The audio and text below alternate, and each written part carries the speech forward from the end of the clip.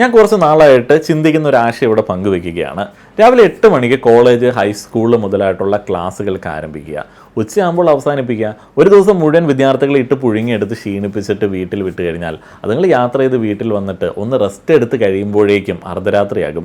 പഠിക്കാനിരിക്കണമെങ്കിൽ പോലും സമയമില്ല. ഇനി അവനൊരു എൻ്റർടൈൻമെൻറ്റ് വേണം, പ്രായമൊക്കെ മുന്നോട്ട് പോകുന്ന സമയത്ത് എൻ്റർടൈൻമെൻറ്റ് വേണം എന്നുണ്ടെങ്കിൽ രാത്രി അതിനു വേണ്ടി മാറ്റി വയ്ക്കണം. പിറ്റേന്ന് പ്രോപ്പർ ഉറക്കമൊന്നും ലഭിക്കാതെ വീണ്ടും ഈ ദുരിതത്തിലേക്ക് പോകണം.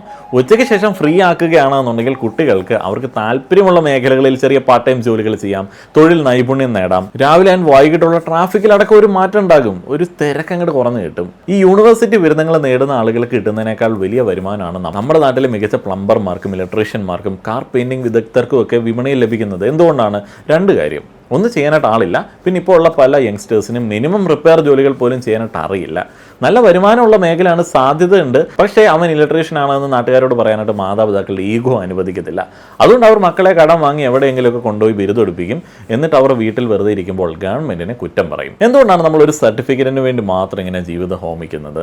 വിദ്യാഭ്യാസം എന്നത് നമ്മുടെ അറിവും ചിന്താശേഷിയും കൂട്ടാനാണ്. അല്ലാതെ ഇതൊരു 25 വർഷത്തെ പെൻഷൻ ജോലി തരുമെന്ന ചിന്തയിൽ ഇങ്ങനെ നിഷ്ക്രിയരായിട്ട് ഇരിക്കാൻ വേണ്ടിയുള്ള ഒരു ലൈസൻസ് അല്ല.